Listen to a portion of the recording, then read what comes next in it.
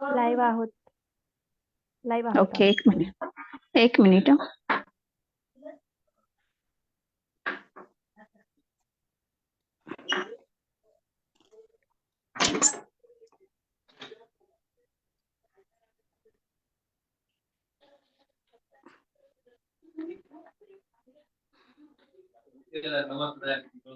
करूया start. Okay. सर्वांना माझा क्रांतिकारी जय भीम. मी स्वर्णमाला मस्के. आज आपण सत्यशोधक महिला आघाडी या सामाजिक संघटनेच्या द्वारे सत्यशोधक महिला आघाडीच्या फेसबुक पेज आणि युट्यूब चॅनलच्या माध्यमातून दीपा येस. आहेस ना? ओके. युट्यूब चॅनलच्या माध्यमातून दीपा पवार यांच्या पोलादी स्त्रिया या महत्वाच्या आगामी प्रकाशित होणाऱ्या ग्रंथाची चर्चा करणार आहोत. सत्यशोधक महिला आघाडी ही मागील 20 ते 25 वर्षापासून ग्राउंडवरील दलित, आदिवासी, भटक्या स्त्रियांच्या प्रश्नांवर एक फुले आंबेडकरी विचारांची भूमिका घेऊन काम करत आहे. स्त्रियांवरील हिंसाचार असो, स्त्रियांवरील हिंसाचाराचे प्रश्न असो किंवा इतर काही प्रश्न असो, शिक्षणाचे प्रश्न असो, ग्रामीण भागातील महिलांच्या जगण्याचे प्रश्न असो, आरोग्याचे प्रश्न असो, या सर्वांच्या मुळाशी जाऊन त्यांच्यावर उत्तर शोधण्याचं काम सत्यशोधक महिला आघाडी ही काम करण्याचं काम करते. याबद्दलचं सर्व माहिती आपण आपल्या सत्यशोधक महिला आघाडीच्या पेजवर दिलेली आहे आणि सततचे कार्यक्रम आणि सततचं संघटनात्मक भूमिकेतून आम्ही तुमच्यापर्यंत पोहोचतच आहोत. ते खूप महत्वाचं आहे. आपण माझी मैत्रीण दीपा यांच्या जे मी आत्ताच म्हटलेलं आहे पोलादी स्त्रिया या पुस्तकाच्या आगामी प्रकाशित होणाऱ्या ग्रंथाची चर्चा करणार आहोत. माझ्या दृष्टीनं आणि एकंदरीतच महाराष्ट्राच्या आणि भारताच्या ज्ञान व्यवहारात हस्तक्षेप करणारं हे निश्चितच खूप महत्वाचं ग्रंथ आहे. कारण एजन्सी कोण करतं, पुस्तक कोण लिहितं, ग्रंथ कोण लिहितं, तो आवाज कुणाचा आहे हे निश्चितच अकॅडमिक्स मध्ये आणि चळवळीमध्ये खूप महत्वाची गोष्ट आहे. आणि मला वाटतं की पोलादी स्त्रिया हे त्या अर्थानं खूप महत्वाचा ग्रंथ आहे. एका ठिकाणी गोपाळ गुरूंनी म्हटलेलं आहे की जे स्वतः फील्डवर काम करणाऱ्या स्त्रिया आहेत त्या स्त्रियांनी काम करता करता त्यांनी जे काही ज्ञान लिहिलेलं आहे, बोललेलं आहे, ते ज्ञान निश्चितच ऑर्गॅनिक किंवा महत्वाचं असतं. म्हणून मला दीपाचं पुस्तक, आपल्या या मैत्रिणीचं पुस्तक या अर्थानं निश्चितच महत्वाचं वाटतं. मी जास्त वेळ न घेता, दीपाचा सर्वांना परिचय आहे, दीपाचा थोडक्यात परिचय करून देण्याचा तुम्हाला प्रयत्न करते. So Deepa Pawar belongs to Gisadi nomadic tribe community and is an anti-DNT activist. She's a well-known researcher, author. She's a good trainer, mentor, and counselor. She's the founder member of Anubhuti, she's an intersectional feminist anti-caste organization working towards development of marginalized communities through youth leadership and constitutional justice.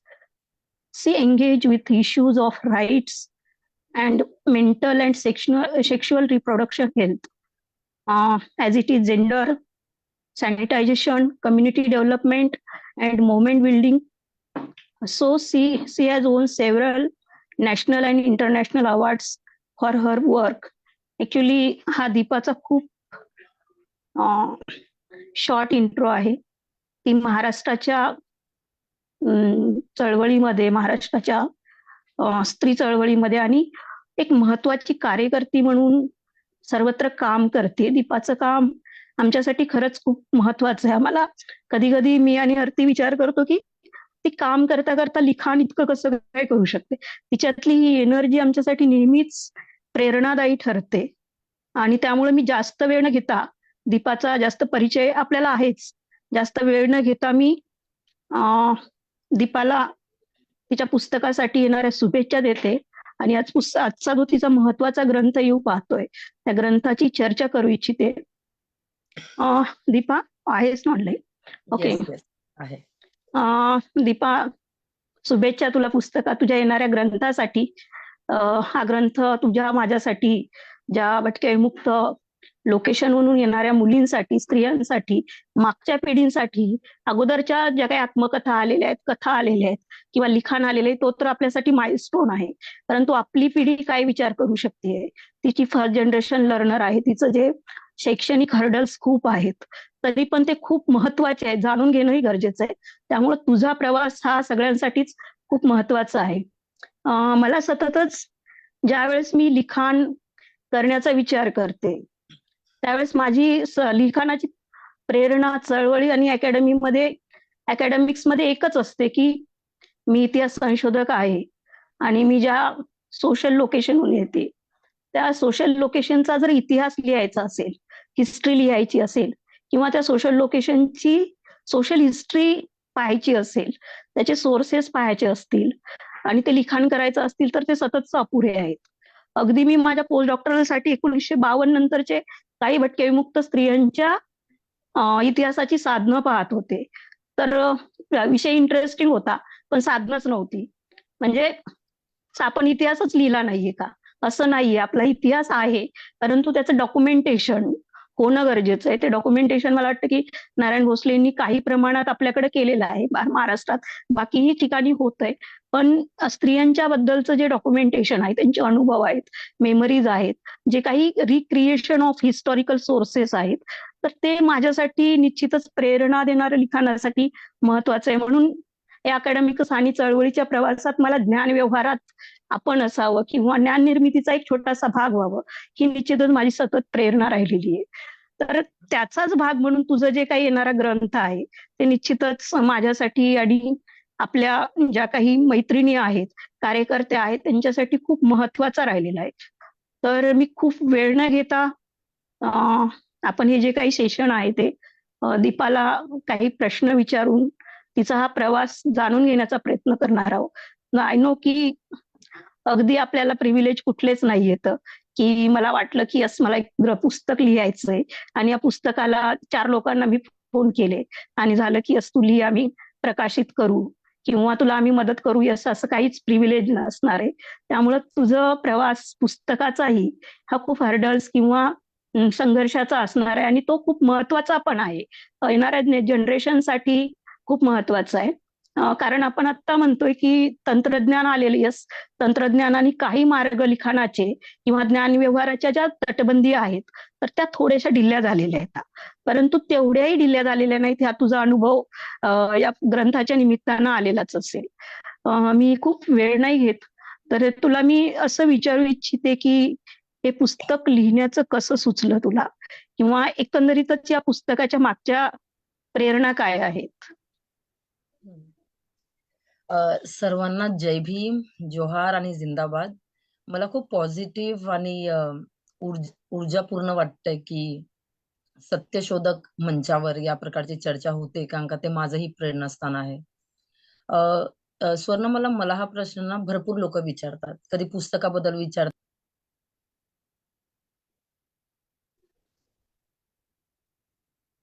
Deepa, तुझा आवाज येत नाहीये.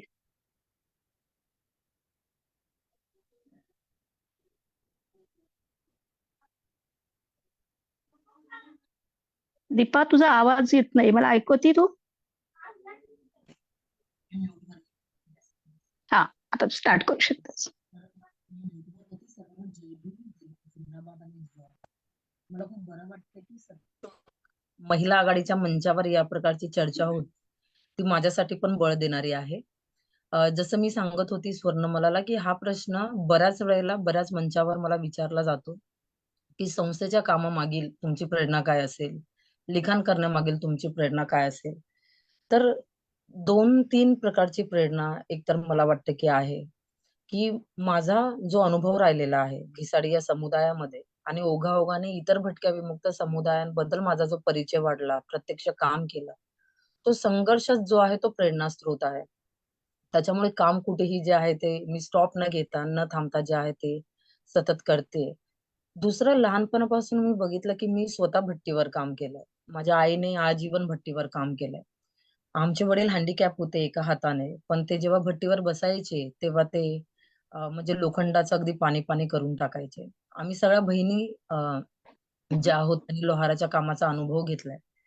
आणि खास करून पुस्तक मागची जी प्रेरणा आहे ती अशी की मी बघितलं की बऱ्याच वेळेला जे हे तळागाळातले समुदाय आहेत, एक प्रस्थापित वर्चस्ववादी आवाज असतो की इकडे ज्ञान नाहीये, इकडे नॉलेज नाहीये, इकडे ज्याला आपण बोलू की यांना ज्ञान शिकवण्याचेच म्हणजे प्रोसेसेस ज्या आहेत त्या डेव्हलप होतील. पण मी लहानपणापासून बघितलं की या समुदायामध्ये जगण्याला आवश्यक जे ज्ञान आहे ते पुरेपूर आहे.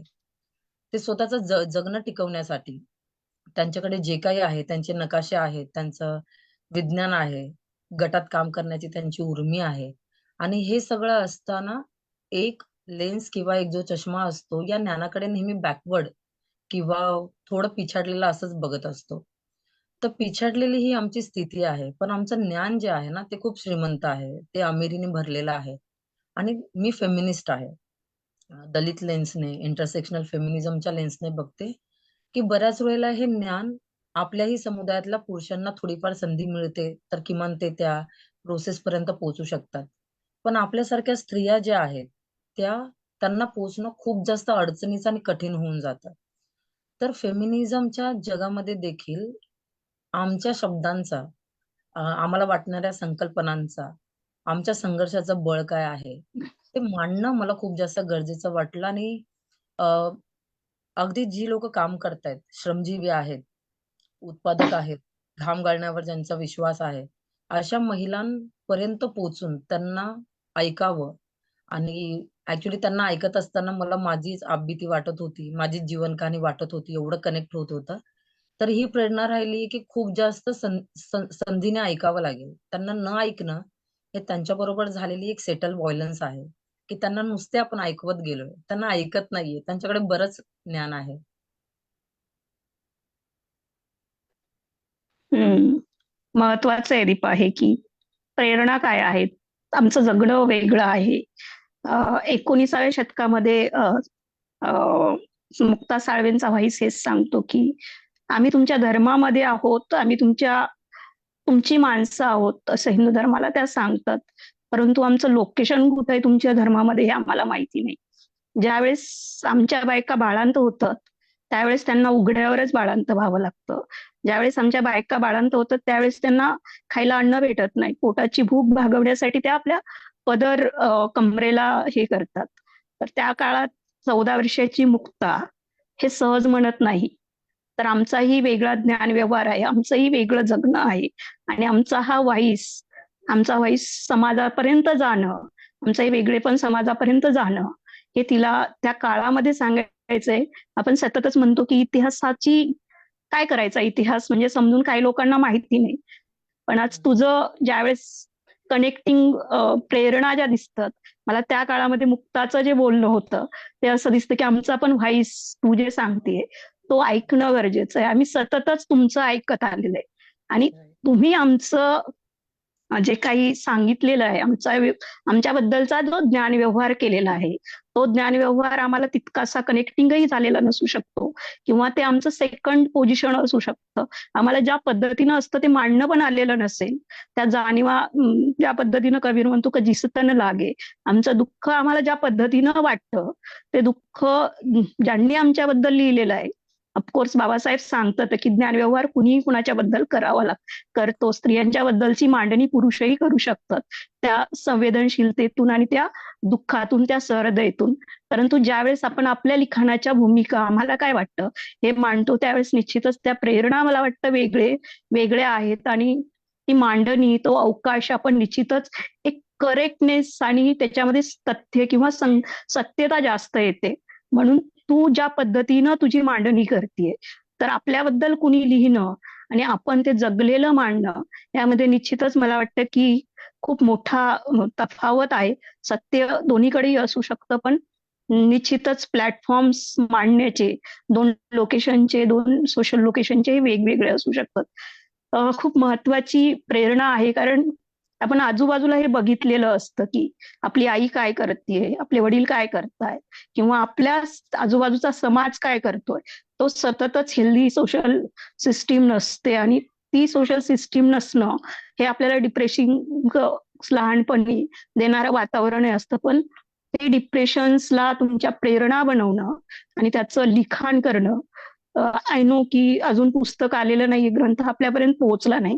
त्याच्यामध्ये काम केलेल्या, त्याच्यामध्ये असलेल्या जे काही आपल्या आई, आपले बहिणी किंवा ज्या काही महिला असतील, त्या महिलांचा संघर्ष हा निश्चितच आपल्याला अस्वस्थ करणार आहे. परंतु दुसऱ्या बाजूला त्या महिला सततच त्या संघर्षाला विक्टिम कार्ड न बनवता तुला मला प्रेरणा देणाऱ्या पण आहेत. तर पण त्यांचा व्हॉइस तू झालीये, खूप महत्वाची गोष्ट आहे. मला असं वाटतं की तुला ज्या पुस्तकाच्या माध्यमातून तुझी आई, तुझ्या बहिणी किंवा आपल्या कम्युनिटीतील, आपल्या सोशल लोकेशन मधल्या स्त्रिया ह्या प्रेरणा वाटल्या, ही खूप महत्वाची गोष्ट आहे. कारण आतापर्यंतचे जे आत्मचरित्र बघितले किंवा बुक्स बघितले, ते पण खूप महत्वाचे, त्यांचे व्हॉइस आपण बघितलेत आणि ते आपल्याला प्रेरणा देणार आहेत. परंतु आत्मचरित्राच्या व्यतिरिक्त असं एखादं पुस्तक जे येणं, ही खूप महत्वाची गोष्ट वाटते. मला माहिती आहे की ज्या पद्धतीनं तू पुस्तकामध्ये किंवा आत्ता चर्चा होतीये, तर त्या पुस्तकाचं मध्ये तू जीवन जे जगलेली, आय नो की हे पुस्तक माझ्यासाठी किंवा आपल्या मैत्रिणीसाठी, ज्यांना तू माहिती नाही त्यांना माहिती करून घेण्यासाठी खूप महत्वाचं आहे. परंतु मी मागची कित्येक वर्ष तुला बघते, तर आजूबाजूला तू पुस्तक लिहित असताना मला सतत वाटायचं की दीपा या वातावरणात वाढलेली असेल. म्हणजे तिनं तिथलं लोकेशन अनुभवलेलं असेल, ती परिस्थिती अनुभवलेली असेल आणि तीही मांडत असेल. मला आय डोंट नो की मी कधी बोलले नाही, पण मला हे पुस्तक लिहिण्याची प्रोसेस करत होती. माझ्या सबकॉन्शियस माइंडमध्ये ते सतत येत होते की ही या सामाजिक परिस्थितीबद्दल लिखाण करत असेल. तर हे लिखाण करत असताना तुझी जर्नी आहे. मला माहित आहे की आम्ही एमफिल पीएचडीचे थिसिसच लिहिताना खूप सारे स्कॉलर बहाणे सांगतात किंवा आम्ही खूप काही महत्वाचं काम करतोय हे सांगतोय. परंतु तुझं चळवळीमध्ये काम करणं, घर सांभाळणं, त्यानंतर तू अनुभूतीची खूप महत्वाची सीईओ आहेस, अनुभूतीची संस्थापक आहेस, अनुभूतीचे सततच कार्यक्रम चालू असतात. चळवळ, घर आणि एका मोठ्या संस्थेची तू संस्थापक किंवा कार्यक्रम डायरेक्टर म्हणून काम करते. तर हे सगळं करत असताना त्याची सांगड, आणि अगदी तू पुस्तक लिहित असताना मला माहितीये की मी स्टार्टिंगलाच म्हटलं की तुझ्या डोक्यात आलं आणि पुस्तक लिहिलं, असं निश्चितच झालेलं नाहीये. कारण ती परिस्थिती आपल्या आजूबाजूला तुझ्या माझ्या अजिबातच तशा पद्धतीची नसणार आहे. तर या प्रवासामध्ये ग्रंथरचनेच्या किंवा पुस्तक लिहिण्याच्या तुला जे काही चांगले वाईट अनुभव आलेत, त्याबद्दल तू काही सांगू शकतेस? हा प्रश्न मला कोणीच नाही केला. आणि इवन जेव्हा लिहत होती, म्हणजे जसं तू सांगितलं की बऱ्याच वेळेला आपलं जेव्हा वैचारिक विकासाची पातळी थोडीशी वाढते, आपण ज्या समूहातून येतो तिकडे आपली आर्थिक विकासाची आणि सामाजिक भांडवलाची पातळी तेवढीशी वाढलेली नसते. थोडेसे रस्ते तयार झालेले असतात, पण खूप अशी संसाधनं वैचारिक स्तरावर असतील, ह्युमन रिसोर्सच्या स्तरावर असतील, संपर्काच्या स्तरावर असतील, आपल्याकडे नसतात. तर खरं तर पुस्तक लिखाणाची संकल्पना जी आहे ती माझ्या डोक्यात 4-5 वर्षापूर्वीच आलेली. मी विचार केला की पुस्तक लिहिण्याची प्रक्रिया काय आहे, मला काहीच माहिती नव्हतं. कारण का मी जर्नल वगैरे लिहिते, लेख लिहिते, आर्टिकल्स वगैरे बऱ्याच प्रमाणात लिहिते. पण पुस्तक लिहिण्याचं धाडस जे आहे ते थोडंसं करत असताना मला जाणवलं की पुस्तक हा एवढा सोपा विषय नाहीये. तो थोडासा आव्याकाभारचा विषय आहे. तो संसाधनांचा विषय आहे.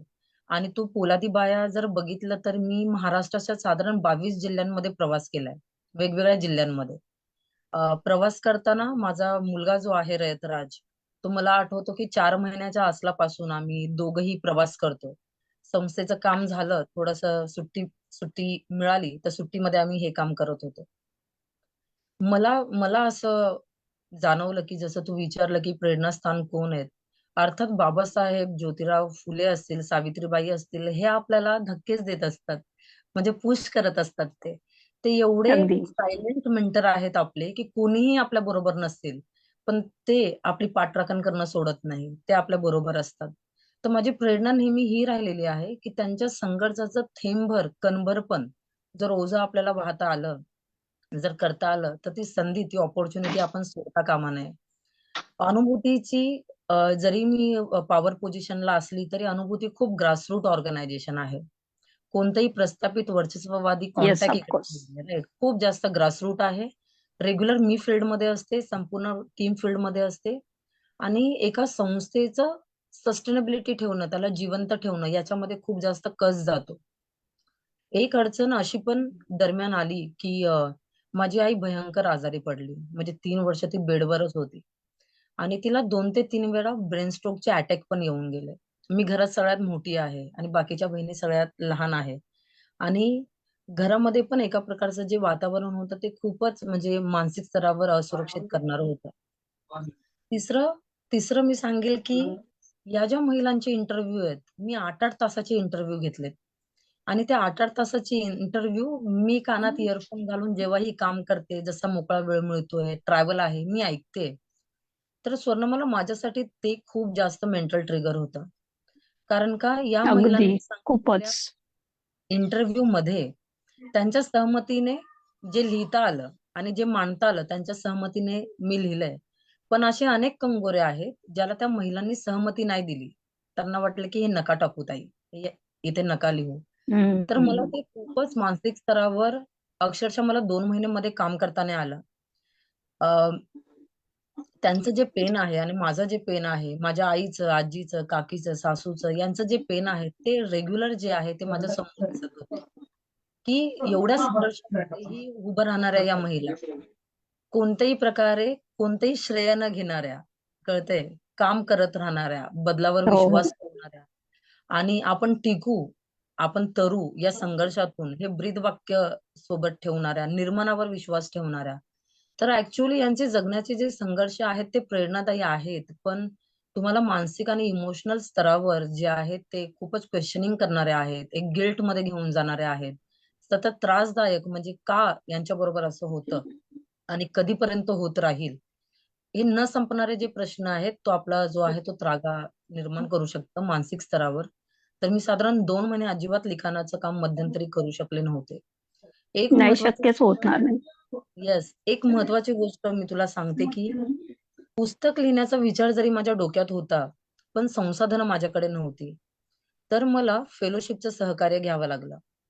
तर टाटा स्टील फाउंडेशनची एक संवाद फेलोशिप असते आणि खूप क्रिटिकल सिलेक्शन हो. असतं त्याच्यामध्ये. आदिवासी समुदायातील लोकांना देतात आणि माझ्या बॅचला आम्ही देशातून फक्त 6 लोकं सिलेक्ट झालेलो. त्याचे भयंकर इंटरव्ह्यू, रेग्युलर फोन कॉल आणि का हा विषय महत्वाचा आहे, हा कोणत्या प्रकारचा हस्तक्षेप आहे, हे त्यांना पटवून देणं. कारण का ते खूपच कला फोकस्ड फेलोशिप देतात. आणि आमच्या हम्म, व्यावसायिक हम्म. कला, आमची जगण्याची साधनं ती कशी महत्वाची आहेत, त्याचं डॉक्युमेंट झालं पाहिजे. तेही जमिनीवर असणाऱ्या महिलांचं डॉक्युमेंट झालं पाहिजे.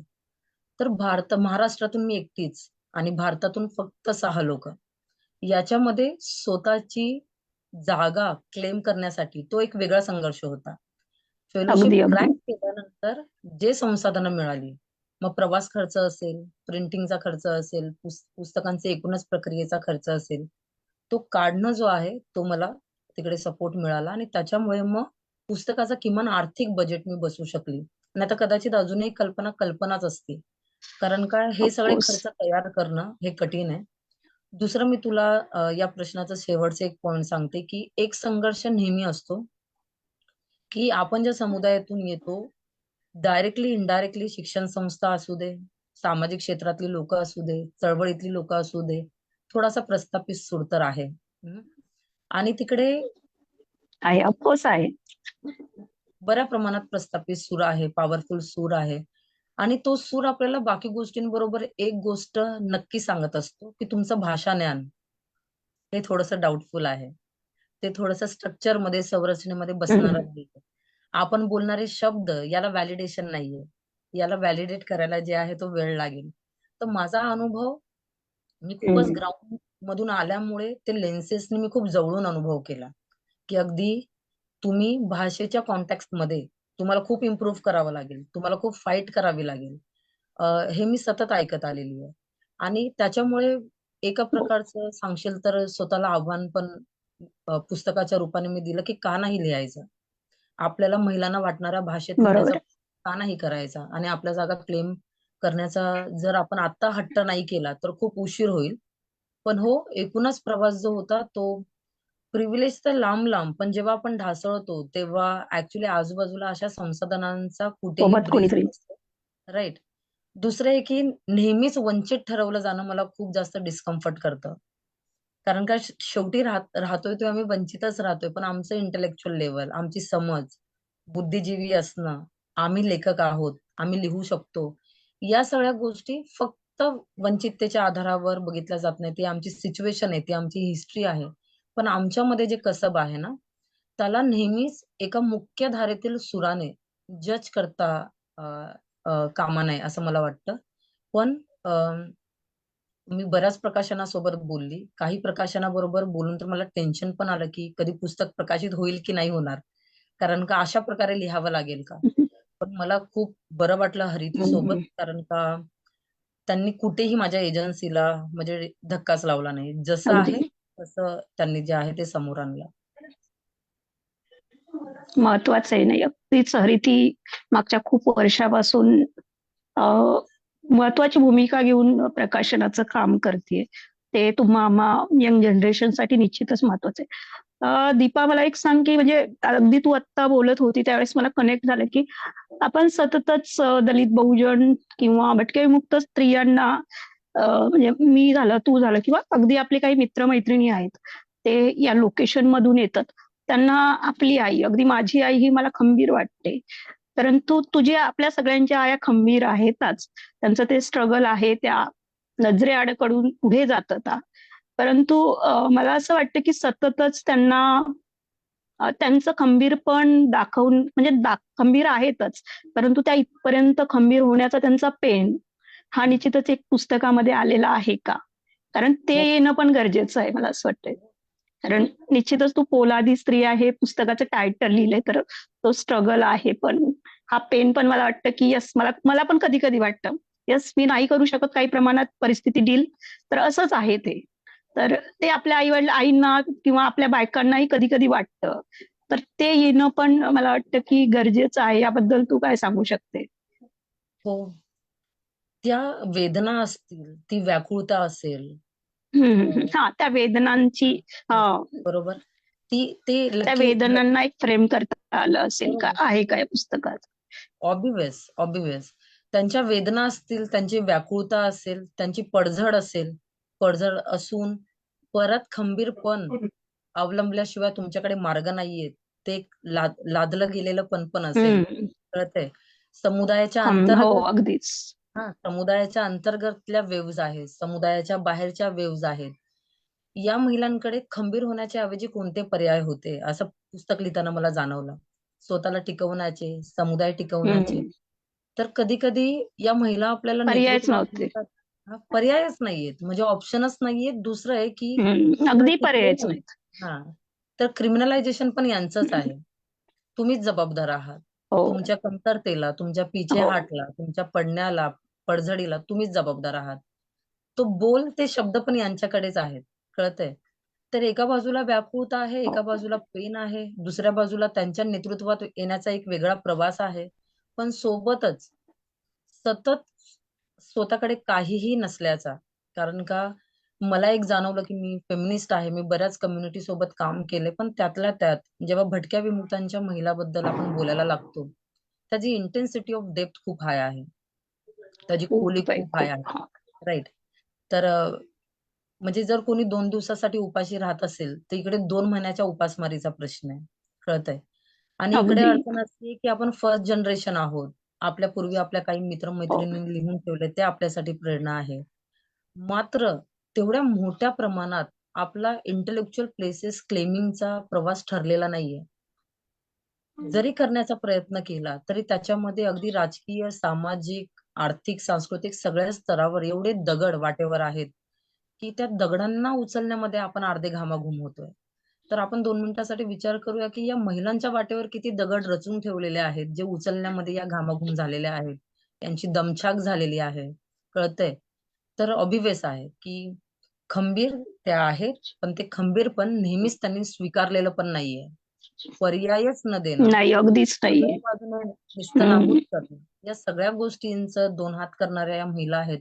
म्हणून नुसतंच ज्याला आपण बोलू की एक हिरोनिझम नाही की वाव तुम्ही किती छान केलं आणि सगळंच तुम्हाला जमलं. ते सगळं जमण्याच्या पाठीची राजनीती काय आहे, एका प्रकारची कूटनीती काय आहे, हे नाही, समजणं ऑफकोर्स गरजेचं आहे. ते समजून घेणं गरजेचं आहे की तू जे म्हटली की पणच लागत गेलं, म्हणजे अगदीच चॉईसच नसते की मी विद्यार्थ्यांना शिकवत असताना सततच म्हणते की ग्रामीण भागामध्ये एखादी विधवा स्त्री झाली तर ती 10व्या दिवशी मजूर असलेली वर्कर स्त्री ही कामावर जाते. तर आपण तिला म्हणू शकत नाही की ती किती खंबीर आहे. तर तिच्या पुढं जगण्याचे प्रश्न असतात, तिच्या लेकरांना उभं करण्याचे प्रश्न असतात.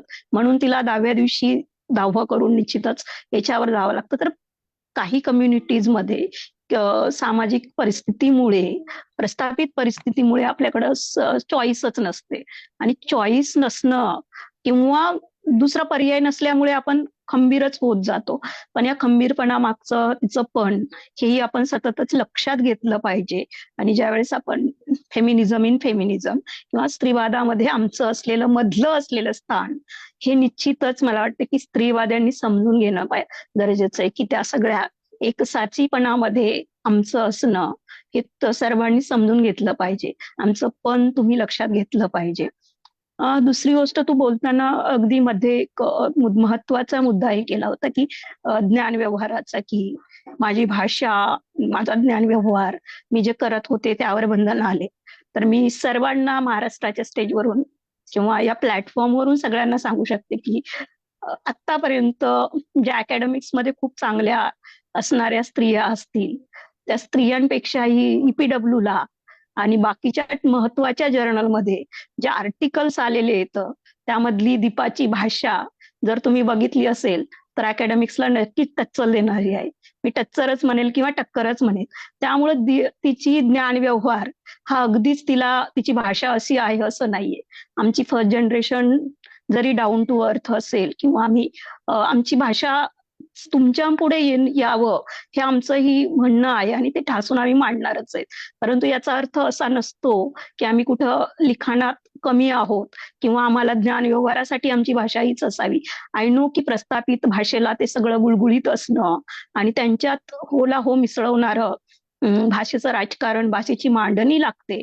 परंतु ती आम्ही न करता आम्ही आमचं जे काही ज्ञान व्यवहार आहे, जो काही पांगुळ बसतो त्याचा आवाज असतो, त्या पांगुळाची भाषा गावाला उजेड पडला किंवा गावाला जागं करण्याची, वासुदेवाचं जे सकाळी सकाळी येणं आणि घराला उठवणं, त्याची जे काही हे आहे, बोलणं आहे, ते निश्चितच आमच्यासाठी तितकंच महत्वाचं आहे. त्यामुळं तुम्ही कितीही प्रस्थापित ज्ञान व्यवहारामध्ये आमच्या म्हणजे आपल्याला ज्ञान व्यवहार नाकारण्याचं किंवा तुमची भाषा ही तुमची भाषा आहे असं कधीही म्हणू शकत नाही. कारण ऑर्गॅनिक जो काही जैविक ज्ञान व्यवहार आहे, मला वाटतं की तो भटक्याविमुक्त कला, संस्कृती यांच्या सगळ्या याच्यामधून आलेला आहे. एकीकडे आपण म्हणतो की मी म्हणते की आम्ही सांस्कृतिक दृष्ट्या खूप सधन आहोत.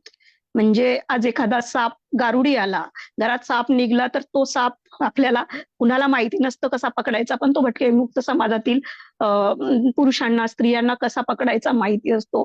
जंगलामध्ये असलेली जडीबुट्टी जंगलात गेल्याच्या नंतर कोणत्या जडीबुट्टीनं बरं होतं हे आमच्या भटक्या आणि आदिवासी समूहालाच माहिती असतं.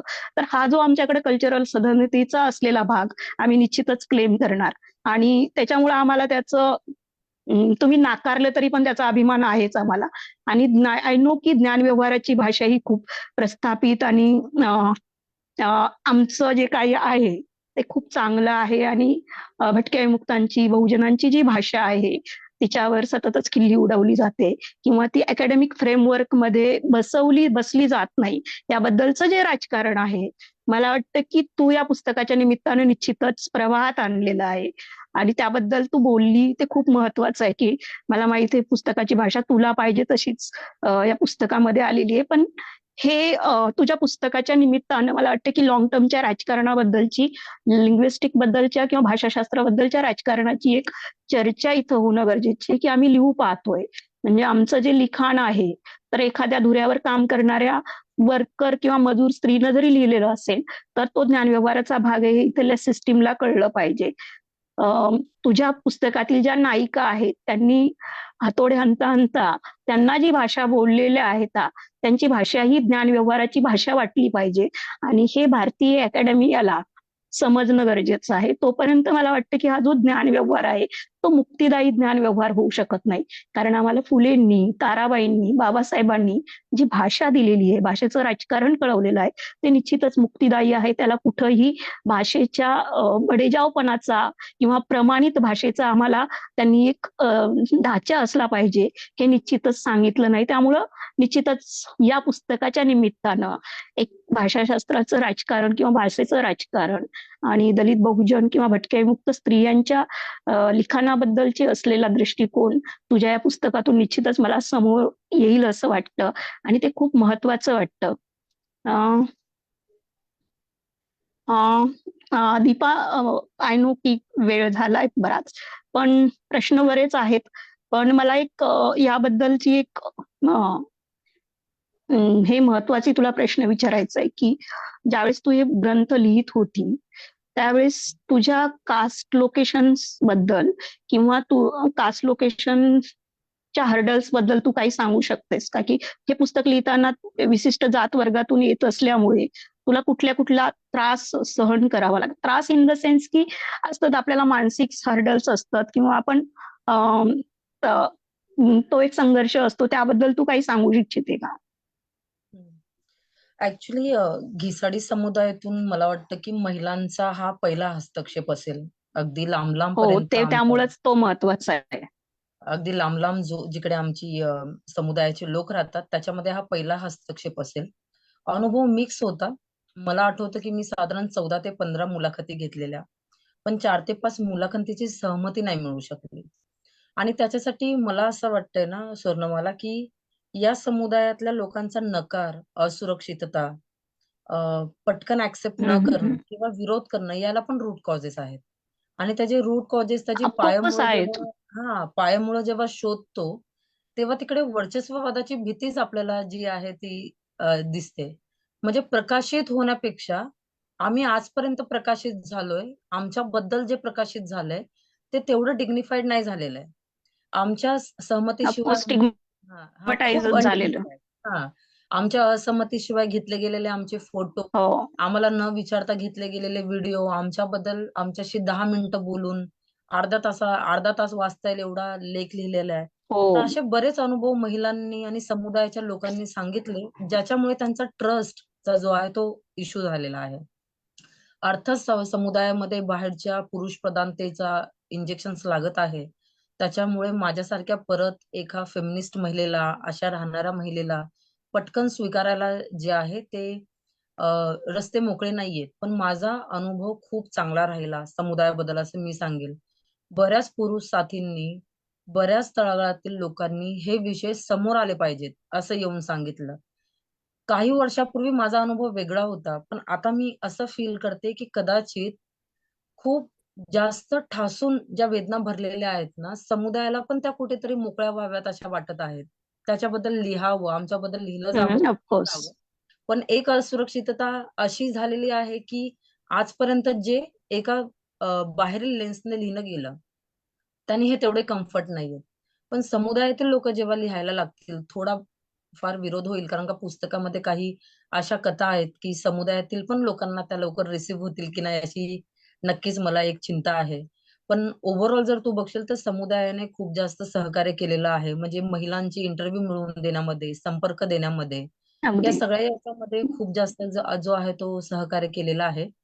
एक तू ज्याप्रमाणे सांगितलं, की गावातल्या महिला अगदी स्वतःचा जोडीदार गेल्यावर 10व्या-13व्या हो, दिवशी दुकान लावतात. माझ्या आईने असं केलंय. आम्ही स्वतः तसं केलंय. आम्ही आमचे हो, वडील हो. गेले तेव्हा मुंबईच्या महाप्रलयामध्ये आणि क्लायमेट चेंज बद्दल जे इंटरनॅशनल लेव्हलचं वादळ बोलतं, त्यांचं बोलणं आणि आमचं प्रत्यक्ष जमणं या 2 टोकाच्या गोष्टी आहेत. मग का नाही हो, ज्यांचं जगणं आहे त्यांनीच बोलावं. त्यांनी खूप जास्त बोलावं. थोडासा अगदी. लोकांच्या कानापर्यंत आवाज जाईल तसं बोलावं. आणि मला आठवतं की तेव्हा लोकांनी सांगितलं की किमान 1 महिना तरी पाळायचा. तर मला थोडक्यात इकडे असं सांगायचं की आमच्या जगण्याचं जे सौंदर्य आहे ते जगल्याशिवाय मांडणं थोडंसं कठीण आहे. कळतंय?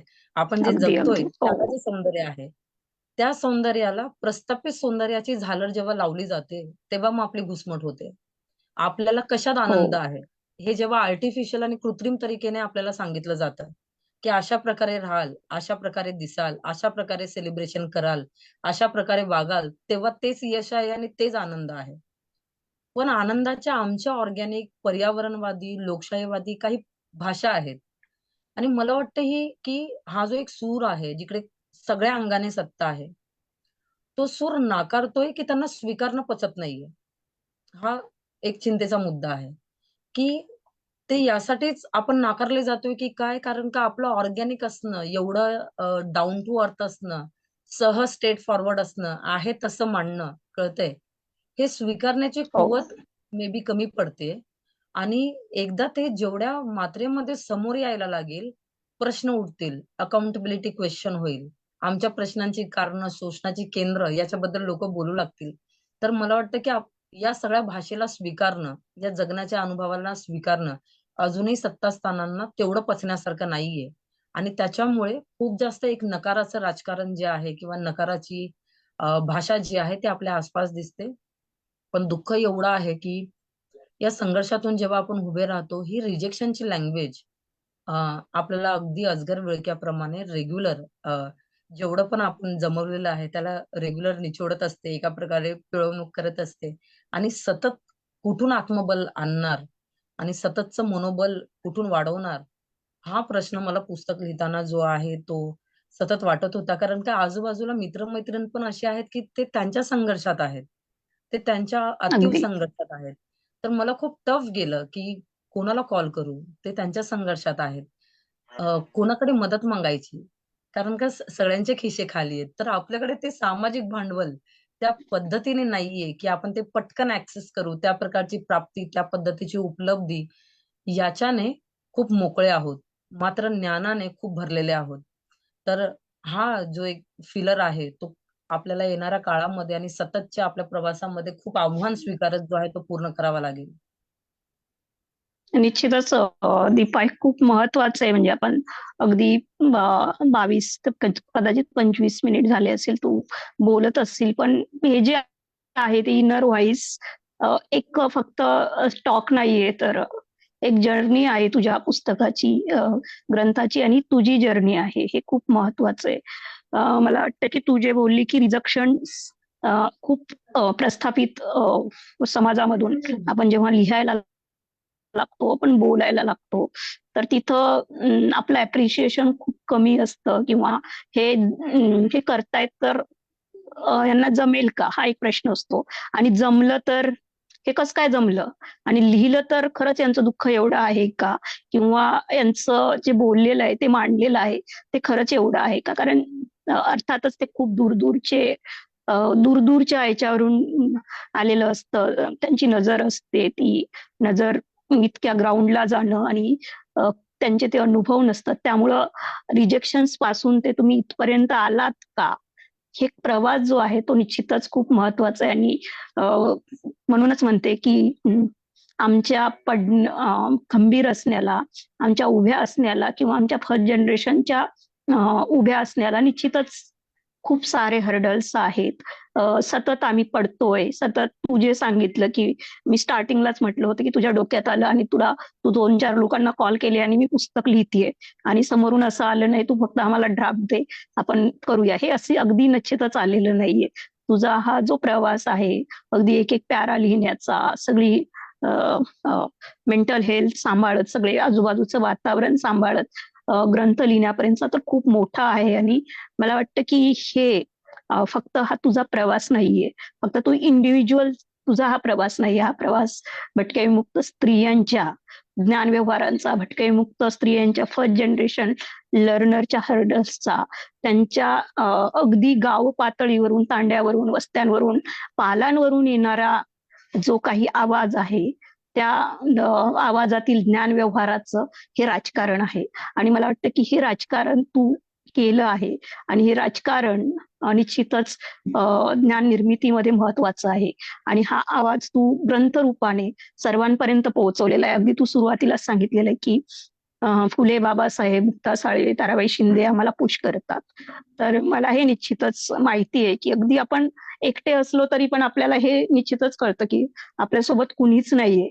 परंतु कोणाला माहिती आहे की नाही, कुणी प्रतिमांच्या विरोधात असेल, पण मला निश्चितच त्या प्रतिमांकडून प्रेरणा भेटत असते. कधी कधी आपण त्यांच्यासोबत एकटं असताना बोलतही राहतो की अगदी बुद्धासोबतचाही संवाद असतो की चला कोणी नसलं तरी बुद्ध आहेच की आपल्यासोबत.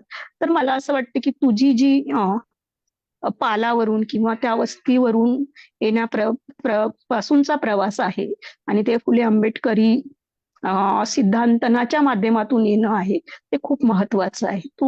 मी तुला एक शेवटचं सांगेल की मी स्टार्टिंगलाच तुला म्हटलं की तू, मी असो, आरती असो किंवा बाकीच्या आपल्या मित्रमैत्रिणी, आपल्या फर्स्ट जनरेशन लर्नर असो किंवा त्या फक्त अगदी असं काही अकॅडमिक्सच करतात किंवा तू फक्त अनुभूतीची संस्थापकच नाहीयेस.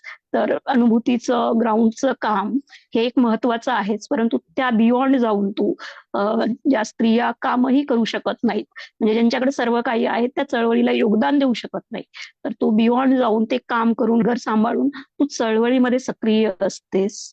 तर मला एक सांगायचंय की आपली फर्स्ट जनरेशन जी आहे किंवा आत्ताच्या भटकेमुक्त समूहातील ज्या स्त्रिया आहेत, त्या फुले, बाबासाहेब, अगदी मुक्ता साळवेचा 1% का होऊ आवाज होऊ पाहतायत आणि तो आवाज त्यांच्या ज्ञान निर्मितीतूनही होतोय. तुझं पोलादी स्त्रिया हे मुक्ता साळवेनं आम्ही वेगळे आहोत आणि आमचं जगणं वेगळं आहे आणि आमचा आवाज तुम्ही ऐकला पाहिजे.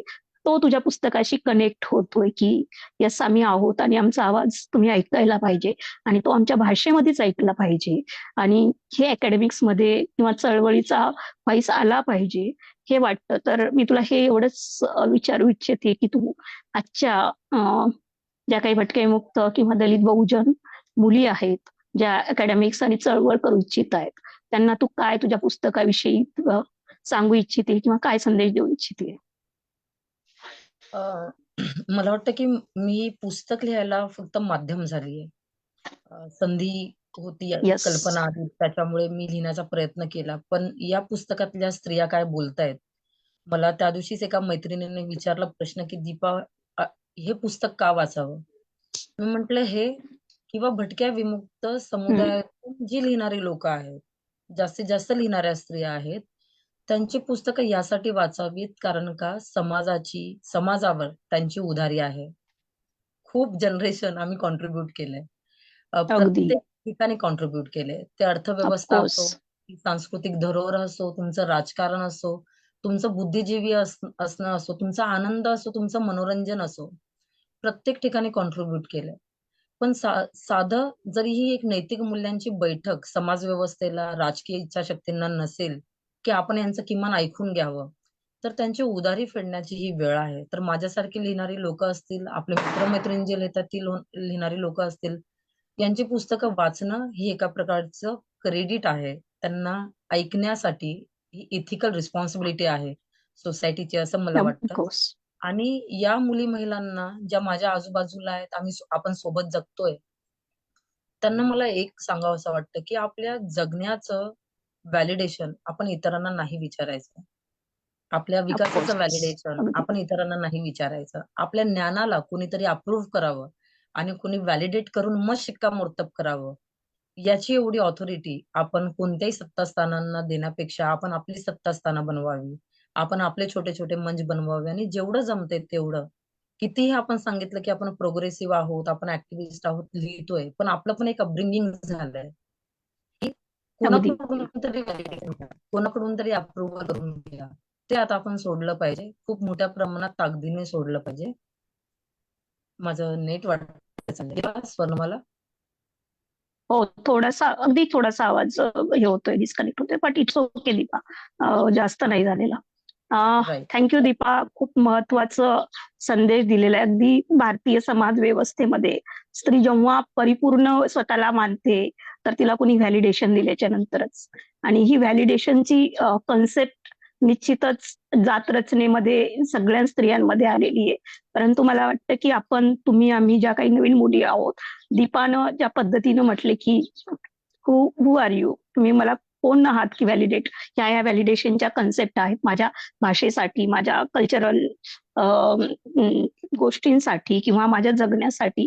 तर हे व्हॅलिडेशन आपण स्वतःचा अवकाश शोधण्यासाठी स्वतःचे व्हॅलिडेशन स्वतः तयार केले पाहिजे. आणि निश्चितच आपल्याला बुद्ध, बाबासाहेब प्रज्ञाशील करुणेचे गोष्टी सांगतात, तेवढ्या गोष्टी आपण केल्या तर निश्चितच मला वाटतं की आपल्याला बाकी काही समाजाने काय दिलेलं आहे, समाजाला काय वाटतं त्याची गरजच नाही. आणि मला वाटतं की तेवढं जरी आपण पाळलं तरी बस झालं.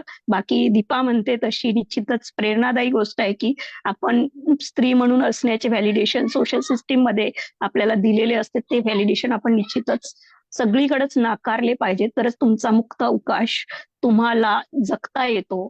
आणि मला वाटतं की दीपा तिचा मुक्त अवकाश स्वतः शोधतीये. अगदी तिने शोधला आहे. तिचं जे ग्रंथ आहे त्याचंच एक उत्तम उदाहरण आहे.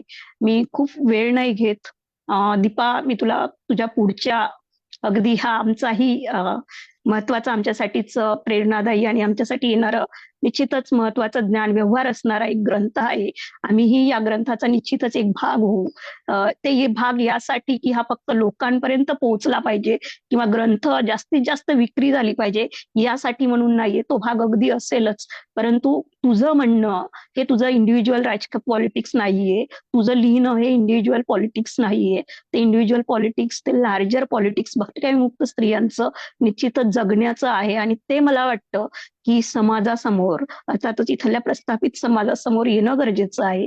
आणि तो ज्ञान व्यवहाराचा भाग या सगळ्या समाजानं समजून घेणं पाहिजे. आणि त्यासाठी आम्ही सगळे माझ्या वतीनं निश्चितच या पुस्तकाच्या वितरण प्रक्रियेमध्ये आणि सगळ्या प्रक्रियेमध्ये तुझ्या सोबत राहू. तुला परत एकदा माझ्याकडून, आरतीकडून आणि सत्यशोधक महिला आघाडीच्या सर्व कार्यकर्त्यांकडून आणि आपल्या तरुण पिढीकडून शुभेच्छा देते. आणि लवकरात लवकर हे ग्रंथ आमच्या हातात पडो आणि परत आपण एकदा या ग्रंथाच्या डिस्कशनला निश्चितच परत एकदा भेटू. थँक्यू. जय भीम. थँक्यू दीपा. जिंदाबाद. जिंदाबाद. थँक्यू. थँक्यू.